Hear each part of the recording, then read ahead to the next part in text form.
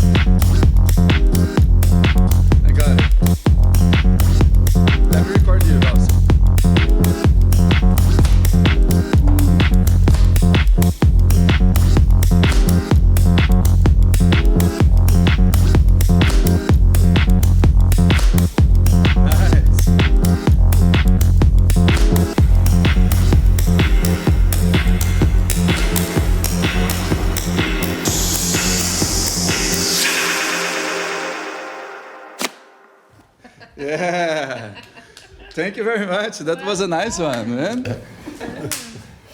Thank you, Diego. That's a way to start your morning.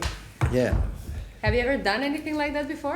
No, not exactly. No? Really. No. Not Oh, really. wow, that makes us extra happy to be Yeah, able to for add sure. something more. Yeah, I only Perfect. played the guitar in the band, but not You something never like that. used the guitar any other way, but directly, like, never used play it any other way, but directly on the strings.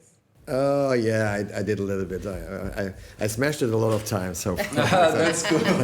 so As a final act. I just repaired it around the corner here, so, and gave it to my son. Expensive hobby. It was not a cheap hobby.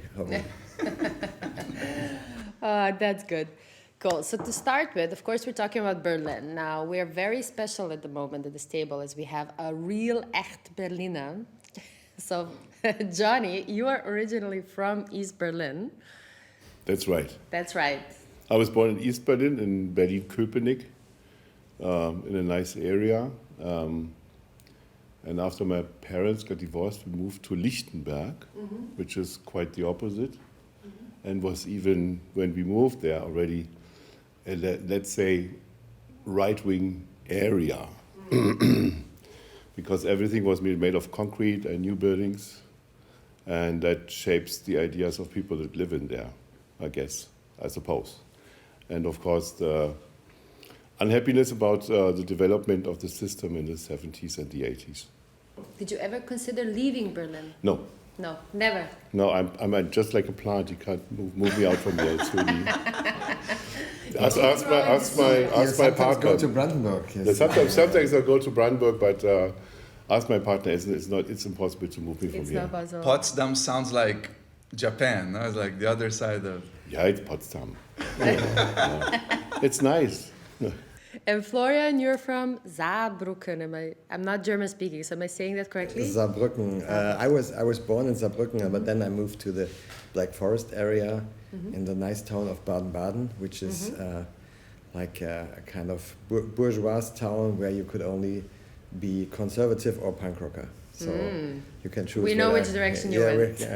And then I spent a lot of time in Cologne after school and studied there. And by accident, I came to Berlin in 2006 because my now wife, then girlfriend, moved here for a job, and I didn't see the reason to come to Berlin because everybody was going to Berlin back then from Cologne. okay. And I liked it in Cologne, but now I'm here. We gave birth to 3 children here, so now I guess I'm a Berliner as well. And I'm one of the guys like him hate coming from southern Germany and telling the Berliners how life works. That's Showing them the truthful way. But if you, as a real punk rocker, didn't want to follow the trend and come to Berlin, what in the end really brought you? Like, what was the final... love. Yeah, my back then girlfriend, now wife, she had a job offer here, and we tried to live in both cities, but then we ended up staying here. So, But that's so not an I sa- accident, because you said he came accidentally. to No, Berlin. no, for that reason. But it was not the city that called me to come. Because I had a lot of friends living here. I enjoyed being here as a guest and partying here, but I didn't see the reason to move here because I liked Cologne very much when I was there. So what was maybe one of your first memories of Berlin as you visited it often prior to moving? My first memory was like in 1990 when I went here with the youth group because back then they had the sponsored journeys to Berlin, like for 50 mark 1 week of Berlin with accommodation, food and everything because that was back then made that we support West Berlin in the fight against communism and Yes. and so we went there and we were like 16 and we were like really thrilled by how Berlin was back then. So you could eat in every corner. You could eat currywurst. I think I ate 1 or 2 every day in the week I was here, and there were a lot of record stores and the city just the war was just open, so you could discover a lot of things, squatted houses, and so we were like a week here and loved it. So for a West Germaner, that was a complete different world to Yeah, discover. exactly. Especially as I came from the province town, so this was wow. What's happening here? So, but it took another 26 years for me to move here. Fair. It No, also for 16. Not sorry, 16 years. and for the best reason of them all. The only reason that gets a punker to actually follow the crowd, right? The love. So Diego has two special questions that he asks every guest about Berlin. So Diego. I would like to know from both of you, what is one thing that you don't like about Berlin? You want to start? It's a hard question. Well, because there are many, or because there is nothing that you don't like? One thing I don't like about Berlin. I hate the Berlin grumpiness. Yeah. We've heard that one before. I could live What with grumpiness? What the fuck are you talking about? It was quite a shock when we moved here because like Cologne is the total opposite. So everybody you just directly when you go somewhere you get into contact with people. So they're very sociable and nice and friendly. And then you come to Berlin and everybody, the taxi driver shouts at you and it took me some time to get along with this fucking grumpiness and still now I'm laughing at it, but it's still that could be. But it comes from the heart. Yeah, It's honest. that's the problem. It comes from the heart. That's exactly the problem. You can feel all the anxiety and issues that people have. So it still goes on my nerves a little bit, but. But you know, the best compliment you can get from a Berliner is, da kannst du nicht meckern. Yeah. You can't complain about it. Yeah. So that's the highest level. I mean, below if everything is nice. So if somebody's shouting at you at all, that means he's dealing with you. Yeah, you know, he's taking care Acknowledge of your you. existence. He's criticizing you for something that you don't understand because you're not from Berlin. Yeah. I mean, and that's crucial because it's a kind of educative process. You know? Yeah. Now I understand. It's called tough love. Yeah. Yes, tough love. Yeah. And you, Matthias, what it would be? I think I hate November and January in Berlin. So you would say the peakest moment of winter. Yes, because the thing is, until late October, everything is happening on the street, and everybody's who's fresh in Berlin thinks that it goes around the whole year because you see a lot of beautiful people hanging around. Everything is happening outside, and when it goes below 10 degrees, all of these people disappear, and then you have only the grumpy old Berliners that have to stay outside because everybody else is just staying at home or leaving the city. I don't know what these people do over the winter time. December is quite nice because it's quite empty. And then January. Nobody needs January in Berlin. It's hard. So with the Berlinale, life comes back normally. A little bit of life, A little bit of life. When is that? That's always mid February. So then a lot of people from outside come here, and sometimes the weather gets a little bit better, so people start sitting outside, I guess. And this area here, around here, and also the Potsdamer Platz, which normally is totally dead, they become a little bit crowded then. Yeah. And the opposite. What is one thing that you love about Berlin? You want to start? Everything else, I don't know. If you had to point it out, one thing to What someone I really outside. love about Berlin is even if you have like this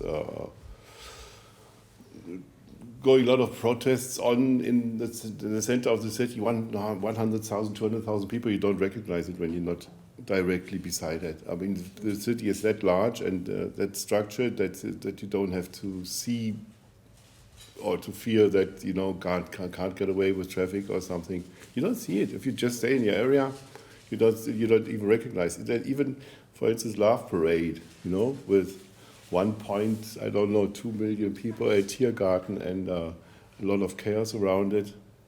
If you would be in Friedrichstraße sitting in a restaurant, you don't recognize it. I think this is something I really love. So like a vast city, like a very extended. Very extended, and very calm. Yeah, it's true. Yeah, there are cities like Cologne, you know, if somebody is falling apart of his bicycle, everything is Shaking. Stop. You can't go anywhere. I would say I love the same thing, the space you have here. Even in some areas, it becomes very crowded now, like in Kreuzberg in the summer. Like there are millions of tourists, and if you're living there, you feel like in the zoo because there are all these tourist groups, and they get explained what the history of Kreuzberg, and then if you go there with your kids, like you have the impression that people look at you as if you're an animal from the zoo, yeah. Nate, but once you go into other cities, you see like how great this space is you have here, like the big streets and the space for tables and the outside of the restaurants and stuff. That's what I like very much, and it's such an open city. So from time to time I'm back in the province there, and there's a lot of old people and nothing is going on. And here you can, every day you can see so many different things if you still have the capacity to do it. So it's an open and it's a young city and a vibrating and living city still. But even I think the big problem now is like the high rents that the people who shaped the city, I think that was the reason why we did the series. The exact people who shaped the city or shaped the city have a hard time to stay and to earn the money to live here, yeah, to make a life here. So that's a big problem, which better has to be addressed before it's a dead city like London or Manhattan and New York, where only rich people can afford to live. Yeah, that's something we're going to talk a lot today. Exactly, but before we get into that, I have a bit of a personal question. Now, both of you are strong fighters for certain ideals and certain positions. My question is, when you were young adults, what were some of the ideals that you kind of had to or wanted to maybe even let go? I don't know if Laura, you want to start or? To let go? Yeah. Yes, if there were some, I was also like as a young teenager, young adult, I was also an anarchist, I was a old school punk rocker, third generation, but that's a little bit, doesn't matter. But still, there were certain ideals that either I had to let go in order to be able to exist to a certain way or create some things, or I also actually outgrew some of them. So my question is, what are some of yours? I try to not let go any of them, and with I'm still trying to you have to transform ideals a little bit. So for example, they had a lot of discussions back then if it's okay to work with a major label or something like that when we released records and stuff, and we were like, I was strongly against back then, and I think you can transfer that to today. I still wouldn't work for. I had an offer, for example, from Google, very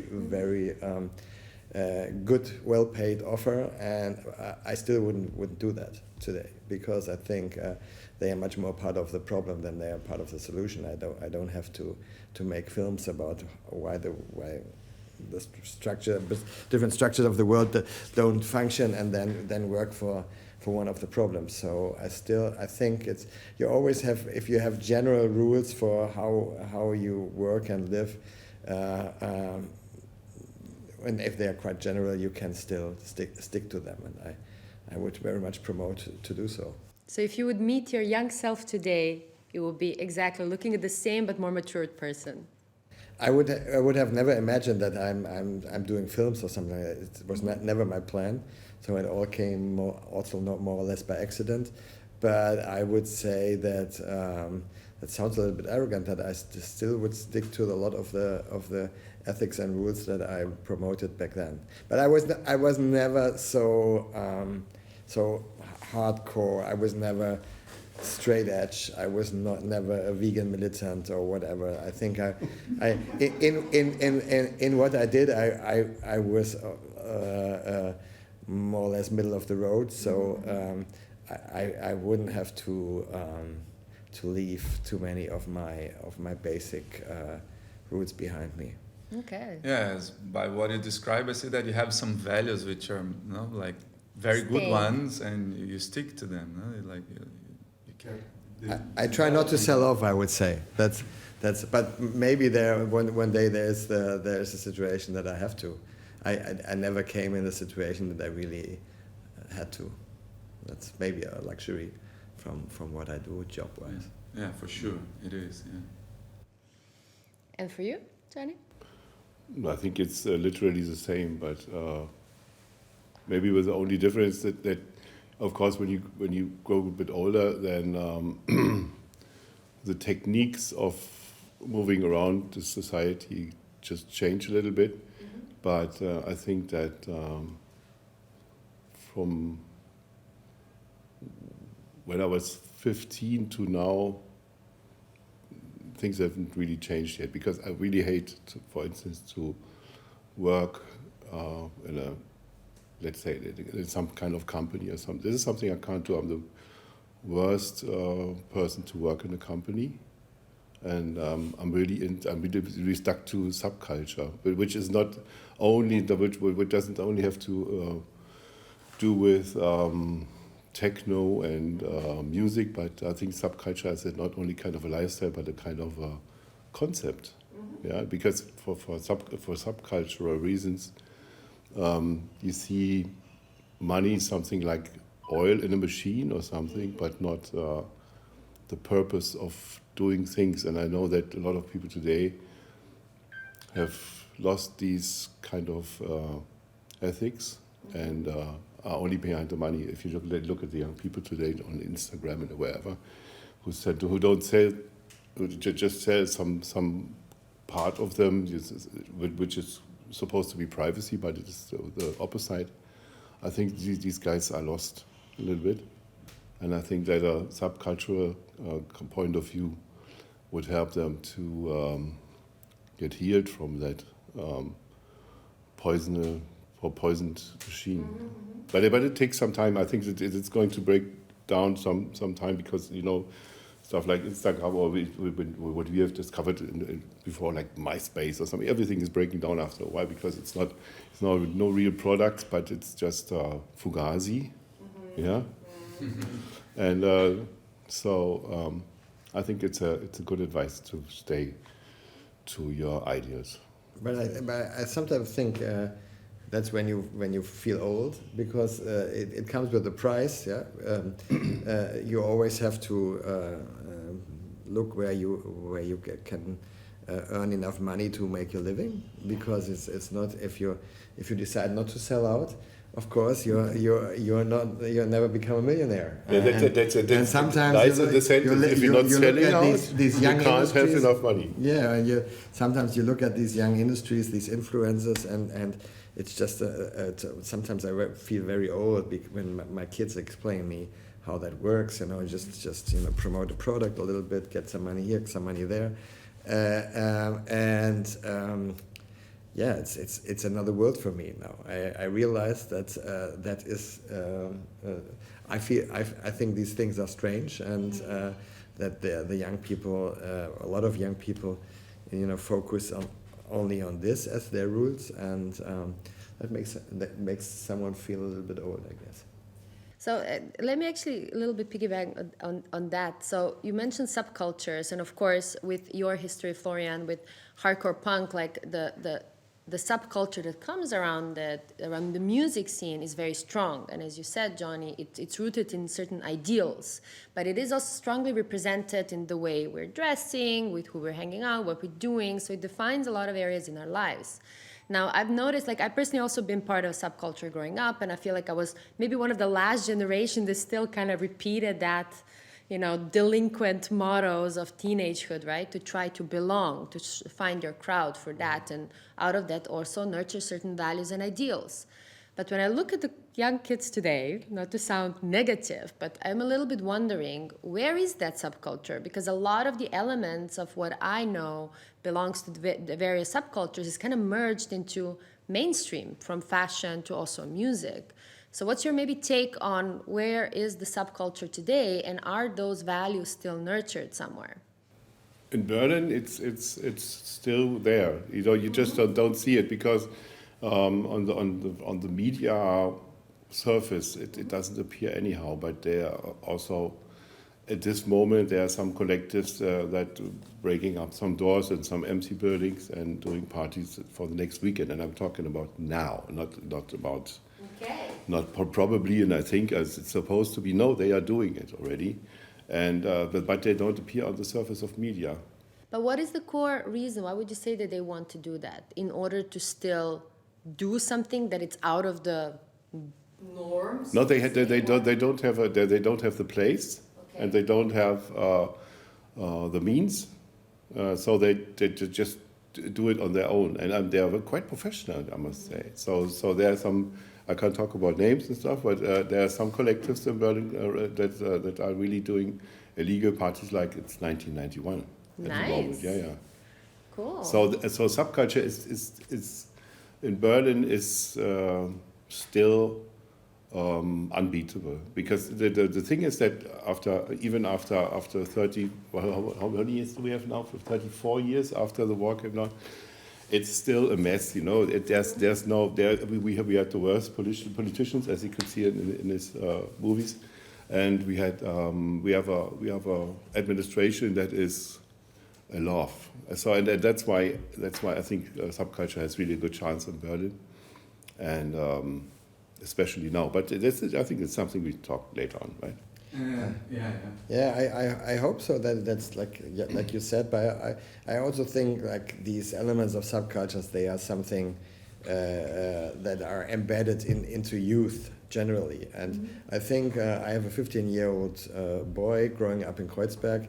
I think they all really have this kind of they really want to discover things and want to do things that is very hard for them, because everything is now corporate. Going to a concert costs like at least 30, 40 euros, which they don't have. So where can they go? They can they can drink on the streets and do nothing else, they want to discover these lost places. They want to go out. They want to be part of some kind of scene, which is in the moment not really existent, because they can have everything at once through Spotify and through all the digital to the net. So I think part of being in a subculture was this kind of the work part you had with it. You had to discover by your own, where can I get this record of this techno act or this punk rock act. You would go to the biggest city, to the record store, and do all these kind of faults you did, and which you became red for because you did you were like trying to belong, and now you have one click and you get everything. You're part of whatever media industry is proposing you. So I guess it's a lot harder to find your part as a young adult and to become part of a kind of subculture. But I think it's something inherent to you that you want to, if you're still alive.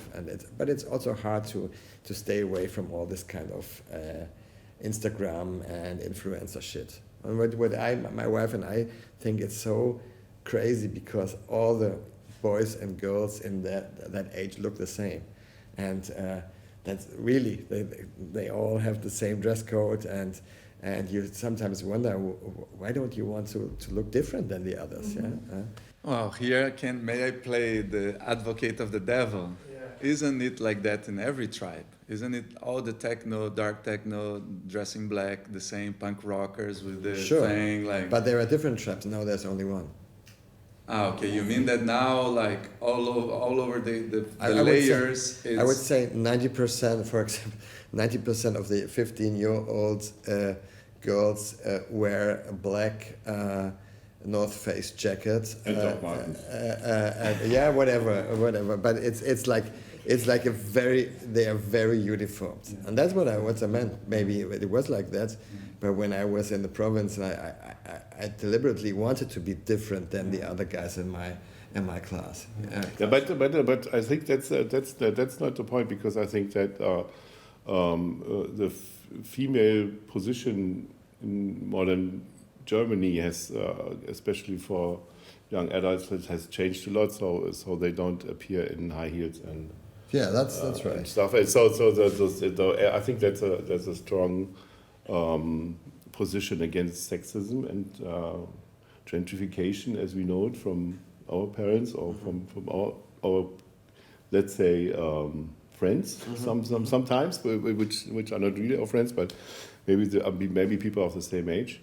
And this is something that I think this uniformism gets you out of the position being part of the society as well. So I would not damn it. No, not at all. I think it's very much inherent into youth that they really want to discover something new, but it's much harder, as like, for example, in Kreuzberg, the open spaces are not around the corner anymore, because everything is corporate, is a restaurant, is expensive. We will see. We will see in the next years. We're going to. And related to the fashion, I think it's also because nowadays, as you use the word corporate, before was more like the second-hand mindset, because there was not that many shops, and the shops probably weren't that The offering cheap. was completely different also. Yeah, like, nowadays it you started have... with my generation that H&M would sell band t-shirts. I was shocked. Like, what does H&M, like, I remember in order for you to buy a band t-shirt, you had to go to the show. That was it. Or the music shop in your city, no? Like My cities were too small to have music shops, so we could only dream of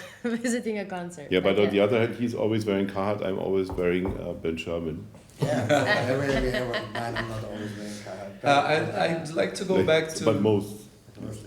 like all directors. Well, as we were developing this idea, when the what is the name of the shoes you said that is very typical here in Berlin? Doc Martens. Doc Martens. When the Doc Martens came in? I have no idea who came up with this idea, because I think Doc Martens are, even if we look back at the history of the Doc Martens shoe culture, which points back to my birth date.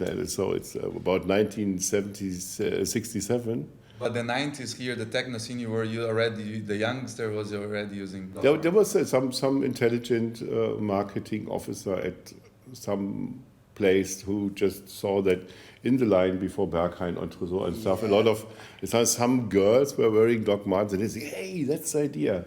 But Doc Martens was already like the shoe of a lot of subcultures before. Yes, of course, but not for but everybody. Psychobilly or whatever scene. But they were practical but I was asking shoes. if their generation was already using Doc Martens. If the 90s techno was using Doc. Yes, because the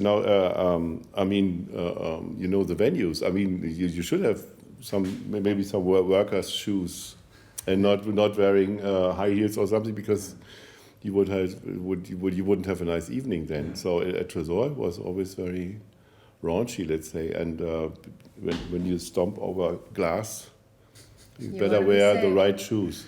Yeah, and exactly talking about Tresor, I have a question related to what you're saying before, that the youngsters, they don't have a space to go. Is it correct to say that you created Tresor exactly trying to solve that issue, or having a place to gather the community and to party? I think what made us come together was that the West Berlin scene didn't have the means, and we didn't have either. That was the point. We didn't think about what our mission was or something. The only mission was music, and music was what united us the most before everything else came. So in the moment when the wall was open, we merged. And then they found out that, of course, West Berlin was much too expensive. Looking at East Berlin, where everything was supposed to be empty, which was not the truth at this time, but you had to spend a lot of time to get your hands on a location, and that's what we did with Tresor. And I mean, it was an act of God. Sorry, I'm not religious, but So it wasn't like we cannot be partying every time like in these illegal situations and we want to have a place where we all No, go. no, So in we West don't need to Berlin- waste time thinking where we're gonna party. We just go this place. In West Berlin, everything was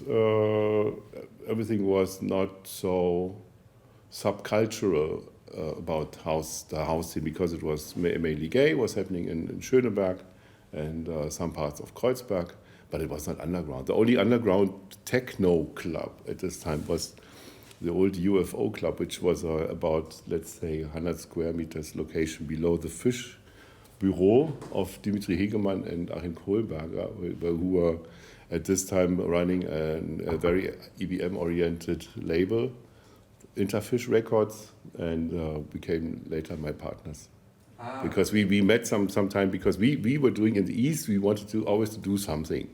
Yeah, and we came up with the idea of hosting house parties somehow sub-legally before the wall came down. Interesting. Now it's time for a commercial break. You can see all this in the documentary series Capital B, Wem gehört Berlin?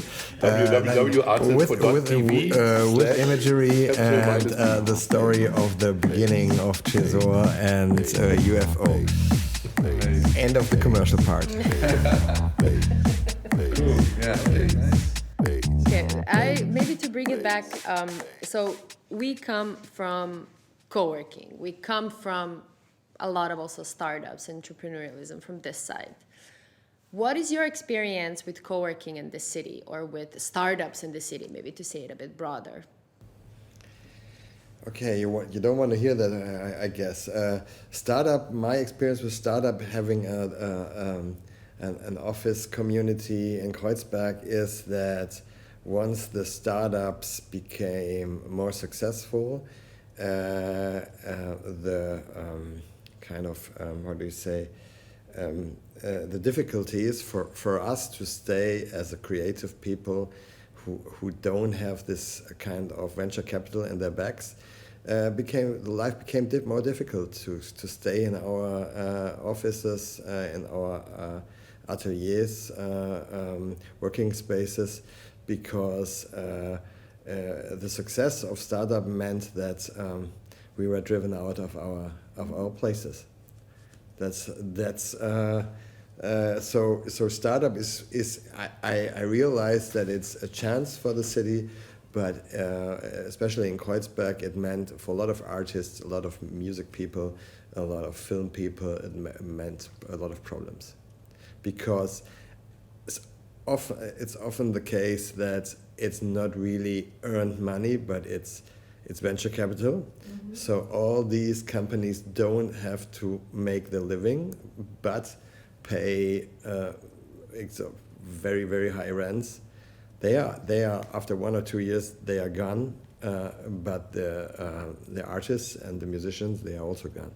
Yeah. So they kind of the price is that Kreuzberg has changed very much, and now as we are in a economic downturn, they are not there anymore, and we see these offices empty, but the other ones are gone also. So we have a lot of space now in Kreuzberg, which you had to pay very high rents for, which are now empty.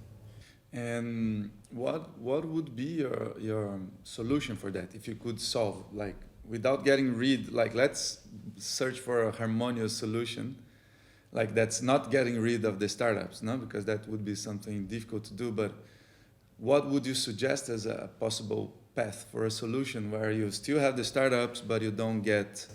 Yeah. Can I answer that? Yeah. Okay.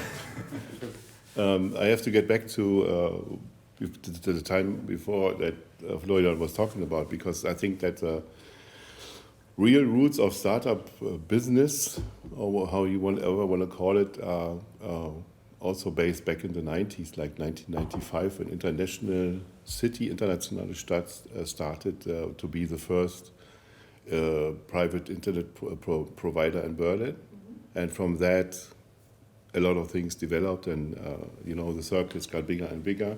And then we came up with streaming of events, like in 1996 6 or 7, I guess, together with Pixelpack. I was working at Flyer magazine, and we did broadcasting of an event in at Waldbühne, yeah, where the Orb was playing Gold Rush of Charlie Chaplin, live soundtrack and stuff like that during the Love Parade. And that it was something that we did together with Pixelpack already. We was at this time a Bertelsmann founded, whatever it was, I don't know.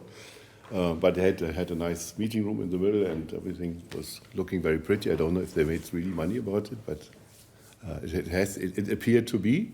And even then, it was some kind of a startup industry coming on. And Bertelsmann, already claimed that creative part of, let's say, computer-connected startup world. Not to say ecosystem, because I hate the word in that direction. And after that, everybody else came. So I think the problem with startups is that they are now just like pop-ups, not startups. Everything is, to be honest, is betrayal.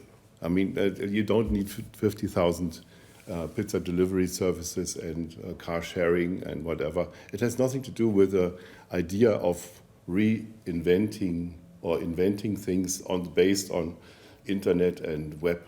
So today it's just milking people that can't afford to get milked, and that's the focus now. Just look at Uber or something. And I think you need a mixture. You said let's look for a solution. I think what we have seen in the last 30 years is that once there is money in the game, also politicians and investors, they see the fast money and they don't plan for the long term. Mm-hmm. And I guess at the same time, the startups brought a lot of money to Kreuzberg, and a lot of the local shops profit from it. So you have to see both sides. But then you have to find a mechanism that you support the local art scene and the creative people to stay there. The investors have to, because they own the buildings. If they are smart, because in the economic downturn, the buildings are not getting empty so fast then. Once the money is not flowing anymore to the startups, and you still have the long-term renters, and you have the people you can make money with. So, and I think you have to make this point clear to the investors, because other than in the 1990s, a lot of the spaces are not publicly owned anymore. Mm-hmm. Like this kind of how do you say, Zwischennutzung, intermediate use. That was a concept made by the city, because they had a lot of spaces that were owned by the city, which is not the case anymore. So even like the investors have to realize, to bring life in their houses and in their Immobilien and their real estate, they have to relate to these people who live actually in Kreuzberg, in Mitte, in Friedrichshain, and that are not only the ones who want to write their Kreuzberg on their in their address on their website. So we had, I've seen that at the area around Schlesische Straße 36, there were even like post-production companies who were really making money, who couldn't afford to rent their spaces. You had to move out of Kreuzberg, because there were some fintechs who wanted to have this Kreuzberg address and wanted to have this nice space close to the river. And now of course the room is empty again, and the long-term businesses are not there anymore. So once I think the politics and entrepreneurs have to learn, if they want to, that Berlin stays a thriving and creative city, they have to do something for it, and the solution is not the short-term profit. I think I know what the solution is already. Yeah, okay, that's good. Are we forming a vision of Berlin already? At night visions. I think the solution is, if we just look back in history, in Britain you have the National Fund, which is has been created to preserve their beautiful castles and stuff, and all these historic buildings, because it was about to fall apart. So if it falls apart, the history of it falls apart, the parks around it fall apart, and anything else. So even there, I think there was even in the 18th century that it was funded, and due to the tax situation in the late 60s and 70s, a lot of owners of these castles just gave it away because they inherited it somehow, and then just gave it away to the national fund because they could profit from it, because it was a charitable organization. Our castles are, for instance, the ICC, I don't know. There are a lot of locations that are around the city which are still owned by the city, and we know that 50% of the space for offices and stuff, even for the Berlin administration, is given away because they don't need it anymore. Because only every second working place is necessary because a lot of things are happening at home. And it's much more affordable not to rent these big houses and stuff like that. So I think there's a big treasure to be saved. Otherwise, it's going to be a very empty city then. So you give it just away to some charitable organization. You find some companies to run it and to pay to the charitable organization, which spends then money to culture, to development of ateliers and stuff, studios, whatever, yeah, and events around it, and then you would have the perfect solution. But I don't know if we get the ear of the current Berlin Senate, because it's really hard to get an ear there anyhow, because everybody's shouting at them at the moment. But the situation is getting worse and worse. You have, like, when I started to look at the situation of empty premises in Berlin back last year, in the middle of last year, I started at Immobilien Scout 24. There were like 6,500 objects empty already, which is really a lot. Now it's over 8,000.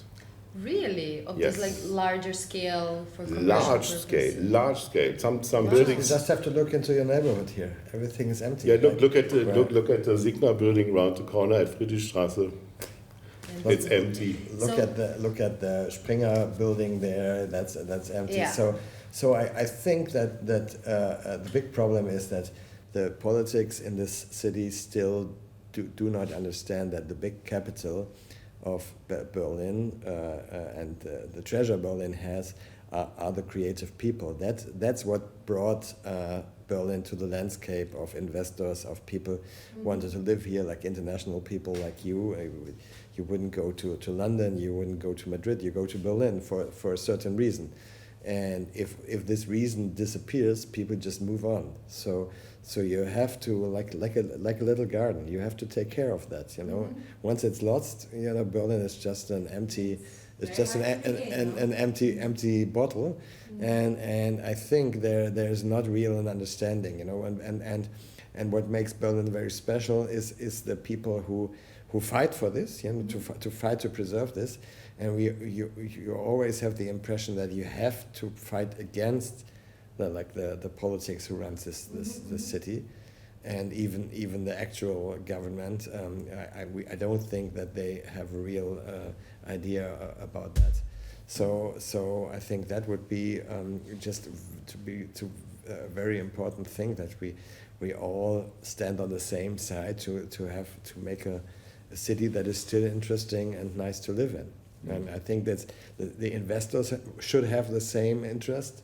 We, as artists or whatever, creative people, have the same interest, and the startups do also. And so you have to get rid of this side for short-term profit, and have to have a broader view of the city. But if we appeal to the Berlin politics, then we are barking up the wrong tree, because they can't react to it.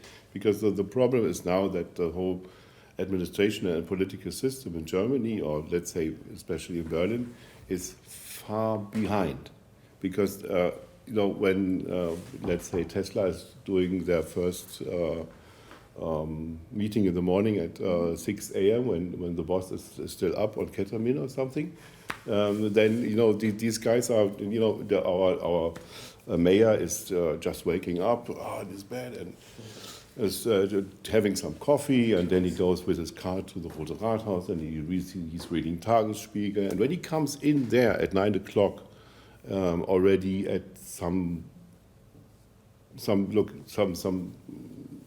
locations and buildings have already been changing their owners already, and nobody knows. They don't know even what's happening, because they're coming late, because the whole system is not digitalized. And it's much too slow. Let me give one example. So everybody who had open eyes could see what's happening with René Benko and Signa for years already. And there were a lot of people from the citizenship who said, don't work together with this guy. He will take care of you. But what was our mayor doing? She was giving everything to René Benko. She went on photos with him, and she didn't listen to the people actually living in the city. And now they are very surprised. Oh my God, this guy is bankrupt. We gave him a lot of buildings here, a lot of rights to build and everything. So there is a certain arrogance in Berlin politics and in the kind of bigger companies here, who say we are working against our citizenship. They are always against everything. They don't want us to build this and that, and we just have to push this through. They don't learn of their old mistakes. They don't learn of the Berlin history. They didn't see. Capital B. A second promotional break. They didn't see Capital B because commercial break because in Capital B you can see that exactly what has happened in the 90s, and that René Benko is the what was his name? Roland Ernst. Roland Ernst. The René Benko is the Roland Ernst of our times, but in a much larger scale. So there's no historical thinking. So even we didn't have there was not even a book about the Berlin history since then, because we are so focused on this fall of the wall and the history of the divided city, that there was nothing that summed up the history since until we did the series. So even literally nothing which summed up the history, and the politicians don't have this kind of historical memory, and you see that they are doing exactly the same faults. And like the citizens, the special citizens in Berlin who are always up on the streets and saying, no, we are doing, you don't build big real estate projects on the Tempelhofer Feld. They are seen as the enemies. Mm-hmm. But they can foresee what happens. And now the same thing, like this René Benko wanted to tear down the Karstadt at the Hermannplatz, and there was even the politicians in the Bezirk who said no, that's becoming a real problem. Well, what is he planning? And now they were all right. And like Franziska Giffey and Wegner, who put it out the red carpet for René Benko, they look very stupid now and said nobody could expect this, but everybody could expect it. Everybody could see it since 2 years. And the next short commercial break. Yeah. And the next problem is that after Benko, the after Benko world, let's say the after Benko world, I mean it leaves big holes in the city now, because KaDeWe, the other malls, that belong to him, and also the Signa projects everywhere that's creating big holes in the city, and now it's not and I think it's quite clear that the branch it's not only Signa, because everybody's looking at this guy René Benko. I mean, it's just to say Adolf Hitler did fascism. It's ridiculous, because it's not him. It's a massive system behind him with a lot of very wealthy people in Germany, which should take the responsibility for what's happening now, and they are not responsible for it. No, they just take it over from him, again, the same real estate, and again, the whole circle starts again, and again. We never learn. We never progress. And again, the politics were just opening every door that is needed to give them the next opportunity, and then again the whole shit starts. Now we see that they are planning to push over the Volksentscheid, the referendum for the Tempelhofer Feld, and they really plan to build a real estate project on the Tempelhofer Feld, because they are arguing, oh yeah, we don't have enough apartments as if these would be The social solutions. apartments. Yes, and now you see again, politics is not they're not accepting what the people have decided like 10 years ago, and they do the job for real estate investors, and they are not doing the job for their people, and they're playing dumb and say, okay, you want affordable apartment, let's build them on the Tempelhofer Feld. And I think this city can only thrive once the politicians in various parties realize that they have to work together with their very motivated citizenship to do something special with the city, and not work against. You see, Paris, they just decided to throw all the cars out of, and people start to like it. The same thing is with London. What does Berlin? They say, oh, get rid of all these kind of green politics. Let's get rid of the cycle motorways, cycle highways. We just bring back the car, the old-fashioned car. And I would say nobody ever wanted it. That can't be the truth. That can't be the solution for a city like Berlin. So what is you consider an important mistake you did in your career? Did you do mistakes? An important mistake I did in my career. You mean Like a decision that you made that took you in a different path, like the now seeing from afar, you say, oh, if I decided the other direction, it probably would have been better, like whatever. It's a learning, a big learning curve in your career. That's what I'm looking here, more than actually a big learning curve, for example, was when I was doing a research trip to Nigeria. In a field that I don't know, which I thought I could, which I prepared very well, but from here, and then we got arrested there for like 2 months by the Secret Service there, and that brought me to the.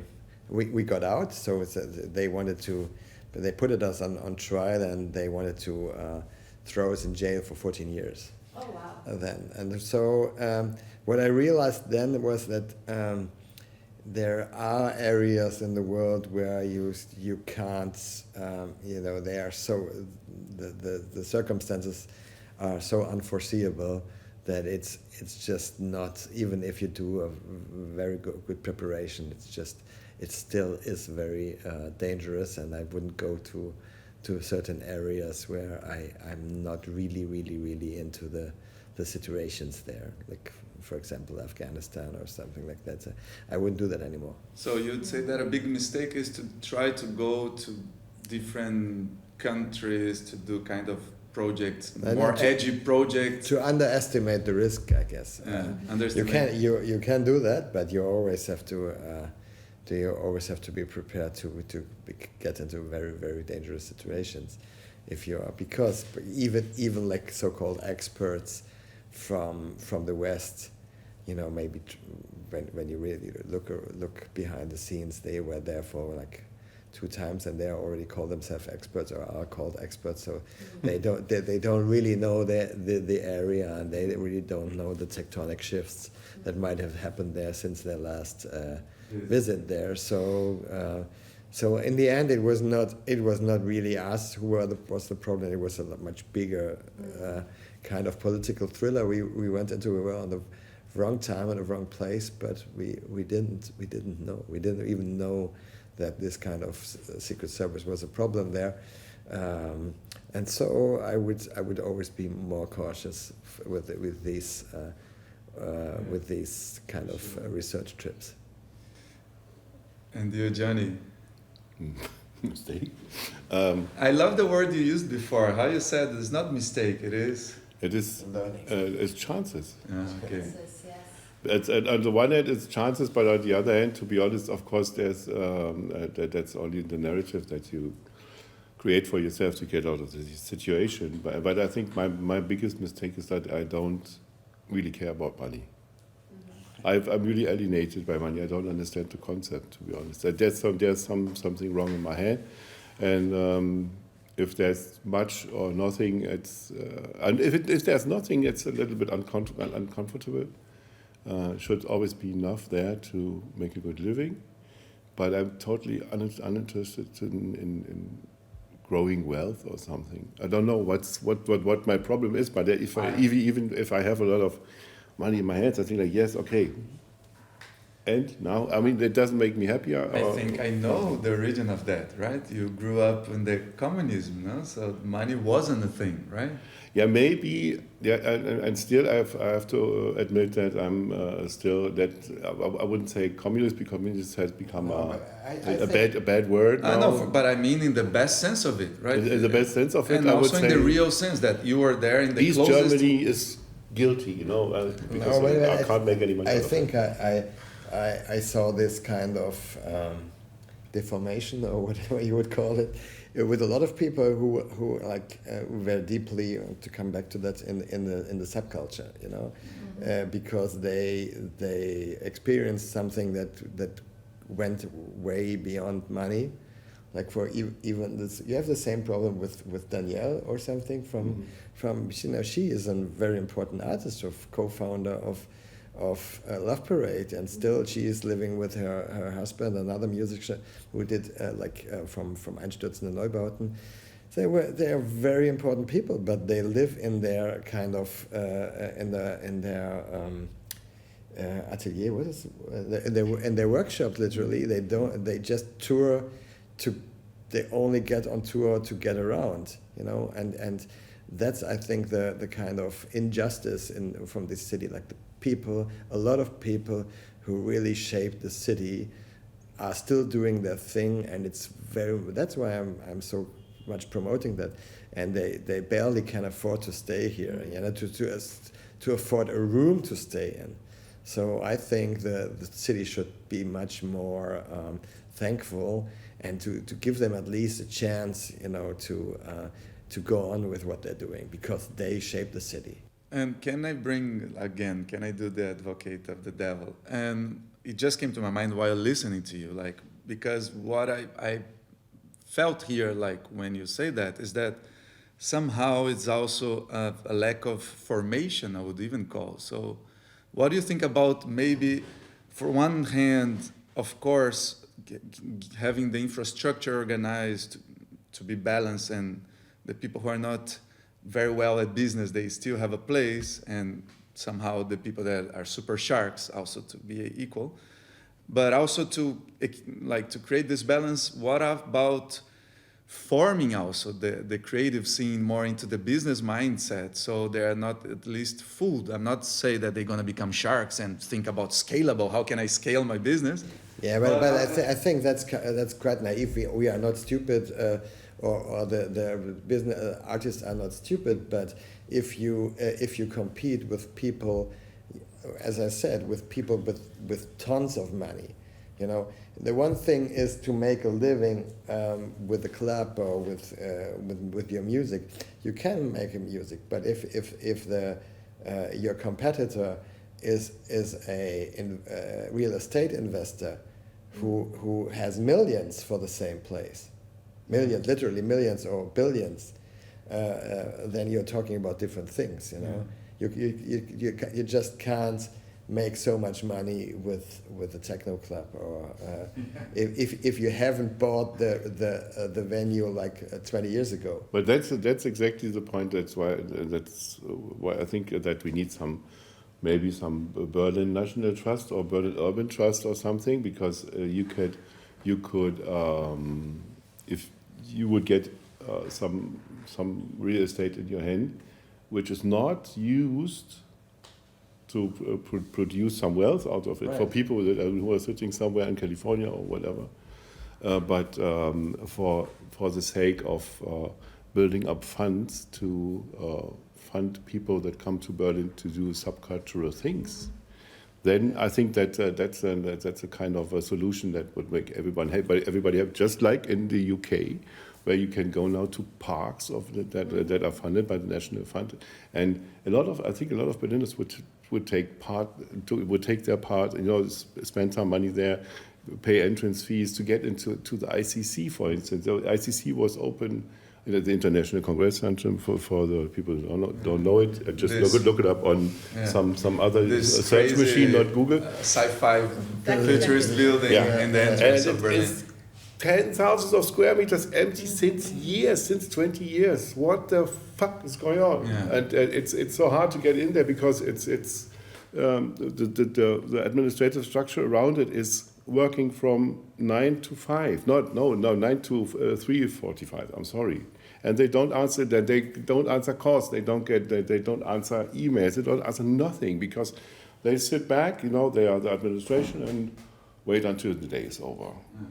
And that's only one part of the city where you could put in loads of people and give them the chance to make a living out of it. If because you could host a lot of events there and stuff, but it needs to be a little bit some little bit of flexibility, maybe for intermediate use, for a prolonged intermediate use, and we are still struggling all the time. I'm always my whole life. I don't know why that is, but I'm always trying to find locations like these to set my own stuff up there, together with other people who I think are interesting. And I think this kind of a structure should find some more open ears, but it's not happening. So you say that the government should be more agile and more open to... No, not the government. The government can't do anything about it because they are not able to do it because they are in their little boxes,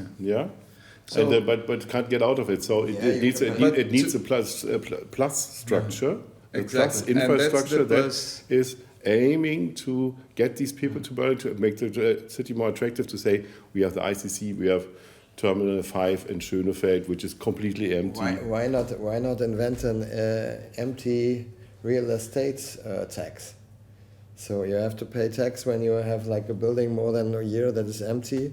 You have to pay a tax from maybe 1% of the and then the people who own these real estate buildings, they have to do something, and that some creative people are in it, or to even ask for smaller rents.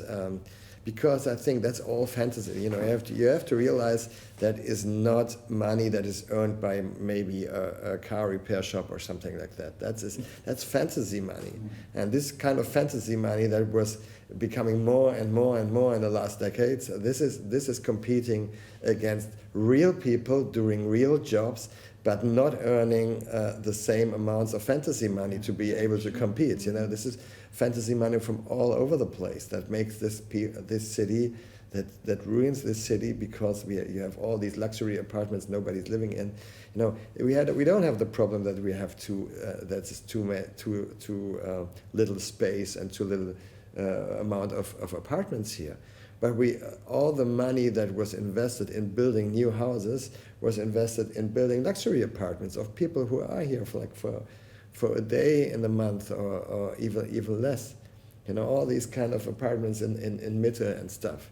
Not real people are living there anymore.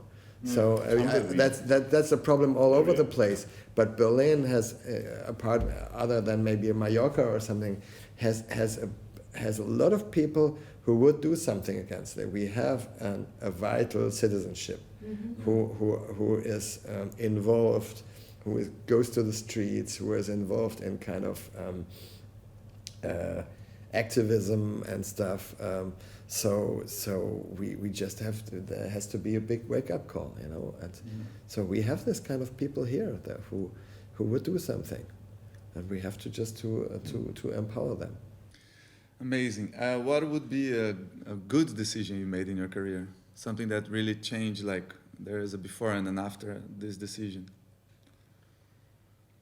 I think a good decision is to stick to your roots or your values. I think it's in the end it always until now, and I'm just turned 50, so until now it was always the best decision. You know, if I would have sold out to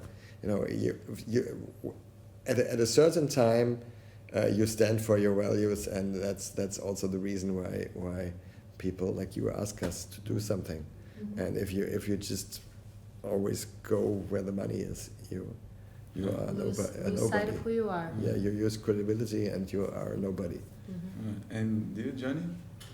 I would call that, of course. The unfunny thing is that we are still and always of the same opinion, even though if we didn't talk about it before. I would Just call as that. he has like a kind of not a musical taste that I would share. So, but we can go over But that. that's not true. But we can talk about it later. Yeah. Because I'm not open to anything, so not only to techno. But I think it's a kind of a subcultural conservatism. It sounds really awkward, but it's kind of something that is needed to be preserved. And then I just remember that Dimitri Hegemann just told me that he will do some subcultural academy for people who want to start their own music kind of business, clubs and stuff. I don't remember the exact idea, but I was already appealing for it, to be a speaker there, because I think that's a really funny idea. And we need that. We need that definitely, because after the war came down, I mean that's the learning that should have been appearing at the political system of our city, but didn't, because we know why. You can see it on Capital B and Art TV. Is that we have managed to get out of the situation after in the 90s, which was really crude. I mean, people just think we fell into each other's arms and then we became wealthy. No, we did not. It was the opposite, because West Berlin was the dead end of the world, and East Berlin was from one day to another the poor kind of the world. So altogether we had nothing, and I mean and we made the best of it. Everybody in his position, my parents lost everything, for instance, and we just had to start up anew. It was not like everybody's paying for you and stuff like that. No. The opposite was in fact happening. There's always a chance in these kind of crises, and I would just love that my kids have the opportunity to find a kind of subculture for themselves, and they don't have to grow up in this kind of corporate hell they get from the internet. So whatever it is, it doesn't have to be my sound, and it's already a lost battle anyway. But whatever it is that they have, even in this town that's tumbling toward a crisis, I would say, in this city, they find their own spaces to create whatever they want to do. That would be, and I think the chances are better than they would be if this kind of capitalist fugazi would go on. That's very positive. Perfect timing to just quickly jump into our out-of-the-box part. So I would like you, Johnny, to pick up this first box, bring here to the middle, open it. It's records. I see, it's records. And open it and pick up. These are literally out-of-the-box questions. Okay. And take one. Each one take one. Read it. These are questions we took from internet, from famous interviews on internet. It can be anything and everything. You can read it and you can put this box down, please. So go for it, Johnny. What would you do first if you could be 16 again one day? Ooh, good one. That's a good one for you. I think it's the same as I did when I was 16. I couldn't wait for the weekend, and do the club safari then. Of course, again. Well, Because that is what we did, even in East Berlin. We had a very active club scene. We had a lot of small discotheques, and we could just move around the city because everything was quite affordable at this time for us. Okay, of course. And how was the music? Like, what was the music type? Now, I think Berlin was a city at this time which was a kind of a music university. You had like the radio is unstoppable, you know, it comes over the border. So we had BFBS with John Peer, we had British Forces Radio from the British Forces broadcasting service, which is happening everywhere. British troops are to be found, and there was this massive program of John Peel, the radio legend, the punk legend, and not only the punk legend. And you had like David Brodigan, who was running a show on Thursdays for playing ragamuffin stuff, blah blah blah. Back in the 80s, and so we were really up to date. We were more up to date than some people from West Germany or maybe from France or whatever, because we had all these radios, American Forces Network. It's true. You had everybody here, like with a program called The Juice, which was only playing P-Funk at this time, which was really, really, really good. And then we had these West Berlin, the West Berlin media, which were heavily sponsored and had a kind of a coral reef of journalists there playing everything that you could imagine of underground music and special music, rap, hip hop, high energy, house, acid, techno, and so on. That was an amazing time. You don't hear that on the radio today, of course, because everything is networked and programmed. It's true. I never thought about this. It's true. All these nations, they were represented here, and of course they had their culture, and of course the music was there. And the influence of all these kinds of music came to us. That's why I think that is how subculture started in East Berlin as well. So I think that was an overall work process in all over Europe that's starting, let's say, in the 70s sometimes the mid-70s, rockers and skinheads and punks and then hip-hop and blah, blah, blah. So I think that is something that we have been monitoring quite well in East Berlin, and that also influenced the DJ scene. Let's say DJs. I mean, it was, playing tapes. Yeah, and talking in between. But if we were at some club on a Thursday night, they were playing Cockney Rejects, Sex Pistols, whatever we wanted, because we gave them the cassettes, and they didn't want to interfere with us, so to just play that. And the same was with hip hop, house, and stuff. They didn't want to interfere with us. I can directly imagine how Johnny. You want to play this. You do want to play. But you know what is super funny now with this exactly moment, I saw the Johnny from the Clan der Familien, because I read the book and it's all the time. Now I saw the character. It's funny. It was a funny situation. Florian, what did you pull out of the box? I have a saying from your mother or father that rings in your ears the most. I had to think about that, but I think once I was thinking of what I want to do with my life and what I want to do for job or for studies.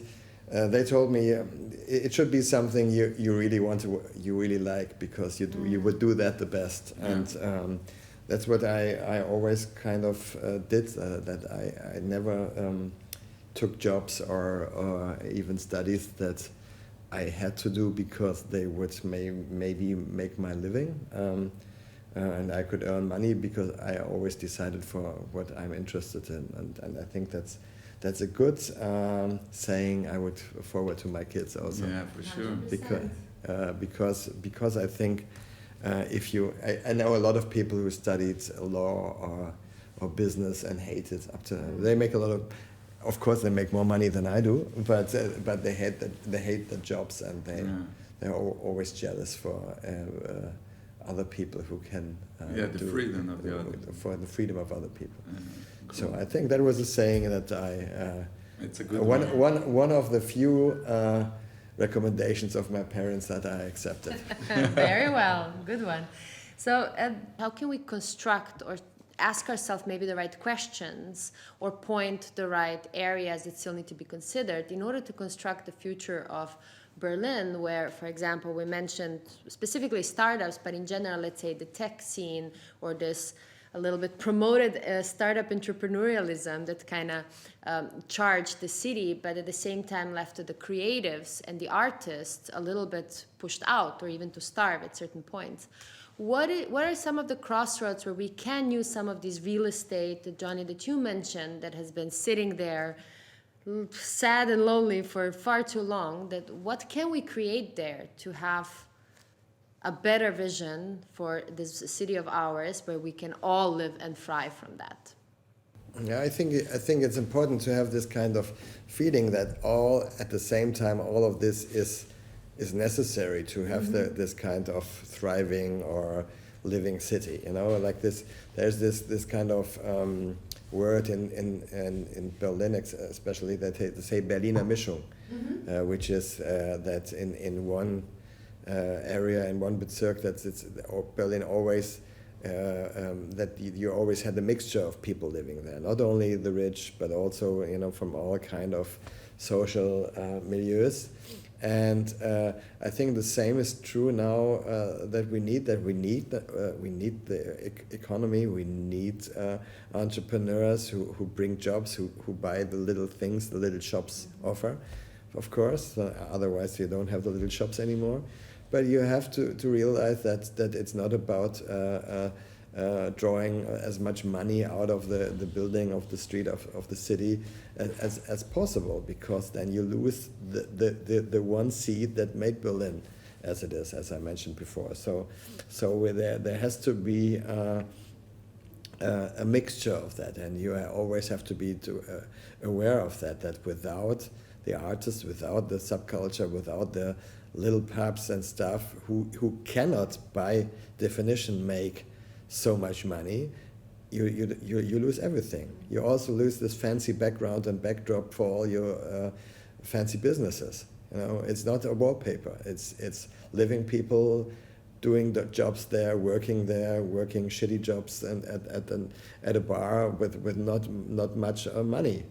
And if you lose that, you lose all the backdrop also. So it's important to realize that and to promote that in politics and also in business. So it is a mixture. I think that we have in Berlin the funny situation that there are already steps in the right direction coming out of Kreuzberg, because the thing was that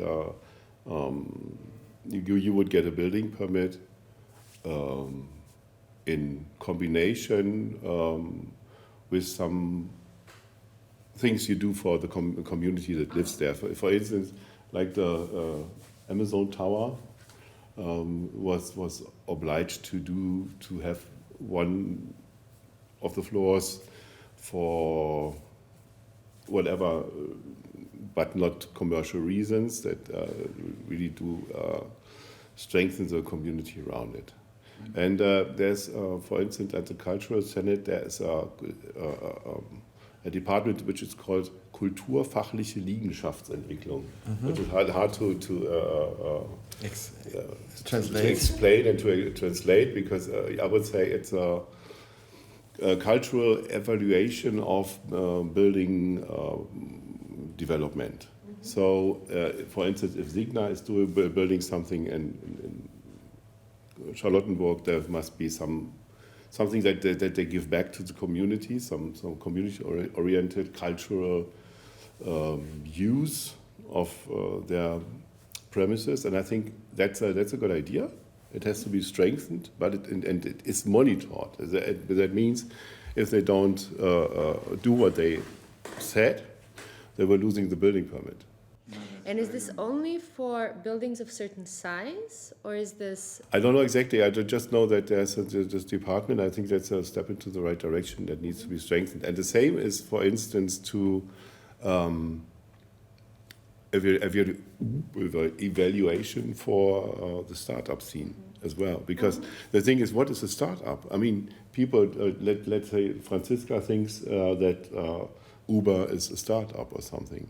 You have startups, and there are some startups which don't even have the aim to follow the rules that in the area that they are working with. For instance, as Uber, but we have in the next 3 or 4 months we have the Uberplatz and the Uber Eats Music Arena. Yeah, because it's not more a Mercedes-Benz arena anymore. Uber is It's the Uberplatz. Uber alles. Uber alles. It's the Uber alles Platz. And I think that's überhaupt nicht good. and this is and I think what Berlin needs is to strengthen these topics. But I don't see that the startup scene with all the power it has is using it. Because they have you can't just wait until somebody opens the door. You have to do something on your own. You have to organize, just like Deutsche Wohnen enteignen or something. You have to organize, and you have to say, listen up. These are our rules. We are doing so much in the city. We need to evaluate who's coming and why and how. Yeah, what is bad money? What is good money? And I mean, we are living in the time of transparency. I don't see that at all. I think that's a big lie at the moment. And Berlin can do can play a good role in something like that to strengthen up these structures that evaluate and say no, it's not Uber. Now you just realized, like with again Randy Benko in Crisis, you realize that they haven't been transparent for their money transactions with the KaDeWe also for 7 years in a row. So if I wouldn't be transparent in a year, I would go to jail, and the Finanzamt would come around and get me. So I think and that's only the tip of the iceberg. I mean, there's much more below. I think politics still has some kind of an old-fashioned view. There are these kind of entrepreneurs, these big entrepreneurs, they want to do something good, they want to invest here. So let's skip all the rules for them, they can come here. And now they see they have been, cheated. And I think, as you said, you have to have the idea what is good money for the city, what is bad money for the city, and you have to play out some rules, because people or entrepreneurs or businesses come here for a certain reason, for a certain image Berlin has, and they should also do something for that image, at least to preserve that image, because otherwise they go when this image is gone. Yeah, I'd like to. There's something here that correct me if I'm wrong. I see that you're very connected to the field, like to the action in itself, and I'm not sure. It's a question. Are you somehow connected to politics? Like, are you trying to bridge this gap between reality and the politic world? When we ask in situations like this or in podium discussions, then from time to time we are connected. But I have to admit that being a full-time filmmaker and father of 3 kids, there's not very much time to go through a political career in a party. And I once thought about it when I heard, when there was this kind of short period when the Greens, had like 25%. I thought maybe they need people which don't have to start in the regional group of Neukölln or whatever, and to work like 10 years until because that's something I would not be made of. If they, I think political parties should much more ask for the experience out of the business experience of people, like of business people, of artists, and not only work in their field. I think then they would do like politics that is much more real and much more. For example, I have the impression all parties still think that 100% of people are Angestellte, like working in a paying job and as a, how do you say in English? Employed people. So I nearly know anybody who is still employed there, but they are all freelancers here. So, but do you see that reflected in politics? Like freelancers have their, what do freelancers do in the old age? How can they survive? Like I would say in Kreuzberg, Friedrichshain-Kreuzberg, like 80% are freelancers. But is politics reflecting that? I don't think so. So I think it would be a first step that is much more reflected in politics and also with people from this area. And you, Johnny, do you have relationships with politics? Yeah, from time to time, it's happening that there are some connections, and I've been speaking on some panels and stuff. And but I think it's for me it's ridiculous, because I think as I said before, it's barking up the wrong tree because it's too late already. So if you don't put up your own environment, not to say the bad word again, the environment, the ecosystem, you mean? Ecosystem. If you put up an environment where you make up your own rules and put up your own strengths, nobody will listen to, because they don't have the time at all. So there are some. There's a good tradition in Berlin from the 90s, from the transformation, which is called the round tables. There are some round tables happening. Also at the Senate and stuff, but it's nothing else. Just like, oh yeah, just tell us your funny stories, and maybe we can make something out of it. But it's too weak.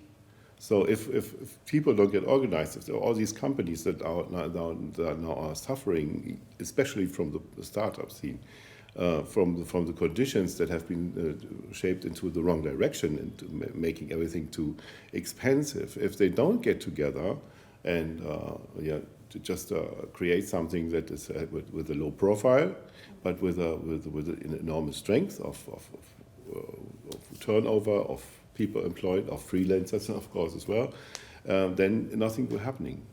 So you'd say it's more like a citizen organization that should exist and come to life, and then this kind of citizen organization would try to bring all these elements to a table and try to create one voice to then go to the politics. Pressure. And I think. And are you, sorry, Flora, and are you, both of you, involved in something that looks like that? I think it's always important, and that's how it always happened here in Berlin, that it comes from the ground. Yeah, that is a kind of grassroots, that you see the movement Deutsche Wohnen enteignen, that evolved from another movement around the Coty and Co. So that you have a lot of people who do some things, but normally they don't find themselves represented in the political parties here. So when you have a special political agenda here, you always find enough people, to form something. And of course, with the series, we are supporting the Deutsche Wohnen enteignen and all these groups when they ask and I think what we did is to give them a kind of feeling or idea back that they stand in a historical row with a lot of other movements, because sometimes they also lost their historical idea from that, and they thought themselves as a singular kind of group working for Deutsche Wohnen enteignen or the Bürgerentscheid of the Tempelhofer Feld. But this is kind of a tradition here in Berlin, and to give the people the idea that it's worth going to the streets, it's worth being loud and telling the politics don't go further here. For example, the politics didn't realize the problem with the rents here. No party did realize that it's a big problem until a lot of people went to the streets and demonstrated. And now I think that's the one single biggest problem the people here in the city have. And the pressure will rise now. The pressure will rise now because the situation for rentable flats at all is diminishing more and more. And although on the other side you have like millions of square meters that are so for what purposes ever never been used and standing around for ages. So I think and this very controversial situation needs to be moderated, and it can't be moderated by politics because politics are coming too late for it. It needs to be moderated by people who just appear with a question to get their hands on all these premises and to make some own funding out of it for a not commercial. Yeah, that's a new idea for new startups. To be honest, I think like to found as an architect or somebody who they don't have very much new projects at the moment. But I would say if I would be an architect, I would like wrap my mind around how we can transfer business buildings into apartments for people to live in, because we have millions and millions of square meters of empty business buildings, and another business idea would how can we put more rooms into small apartments. For example, we had just our living room is now 2 children's rooms. I think that's a great deal. All the families now, they are staying in the same apartments for years and decades, and they have always to change these apartments. So that was something that didn't exist before, because there was always enough room in Berlin. So we have some, particularly on this, like what the future of how to architect the new future spaces, right? So we can tell you're going to listen to one another episode from our unboxing, where we all directly talk about also how to repurpose certain real estate and what could be that future. So makes me happy that it's coming together from all the sides. Yeah, and something that you said, Johnny, that is very connected also to what other guests said is the moderation. It seems to be a very important element for this moving forward. I would like to bring you 2 questions before we move to the next section, which is, if you could create an utopia for the city, what would it look like? It's funny why you think about listening to you. I've seen a dystopia, like imagine this goes so wild that Berlin ended up becoming empty, like it was after the wall came down, and then we start again from a different point. No, we said it's a big chance now, because I think that the dystopia would be if everything would skyrocket through the roof, because then there wouldn't be no chance that even me and my documentary colleagues could stay in the office we stayed in like 20 years now. So I think that is the chance. Like the crisis is the big chance for people to rethink the business models they went along, and to rethink the city, and how we can make sure that we all together are still able to live in the city. I think it's a big chance. That is a kind of a utopia, I guess. And from my point of view, I think some kind of more citizenship-oriented city is important, and it needs to be not only moderated; it needs to be produced somehow. And it's a great idea to say that's a startup idea. Somebody give us some money for it, but it's a bit funny. But probably there's even a solution for that startup business. I mean, those are all very interesting social challenges that I think putting together different people, not just startuppers. If you think about artists, if you think about also business-minded, marketing, etc. If you put different way of thinking together, you could actually come up with very interesting solutions to a challenge like that. Yeah, and you said something before that was interesting. You said, wouldn't it be good if the artists and whatever people here would have more kind of the business and education and business thinking? I would say the opposite would be the truth. I think the business and startups should have more kind of social perspective. I think they should bring their talent in business and not think in the first place, how can we make money of it, but in the first place, how can we, with our business strategies, help to be successful in a social kind of sense. That's a beautiful utopia. I I love that fully one. agree because it focuses on impact and on impact and the second provides place value, only, yeah. how can we finance it? And I think that's what I'm missing sometimes. I say, okay, that's a funny thing. How can we make money out of it? I think it should be the other way around. Yeah. But that sounds like an there- utopia, but Yeah. we could go for it. Are there We should. charitable startups?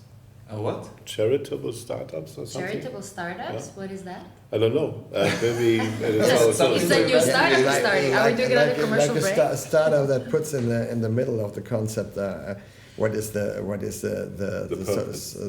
society I think there's success. a lot of social innovation labs that do exactly that, and I mean, even here in betahaus, we see that quite often through the community members that are part of it, and also different events that come through. This challenge on how can we create better environment is something that a community like this asks us regularly and has different players to solve. Now, So let's move to the next section, which I call a joy shared, a joy doubled. This is our guest book.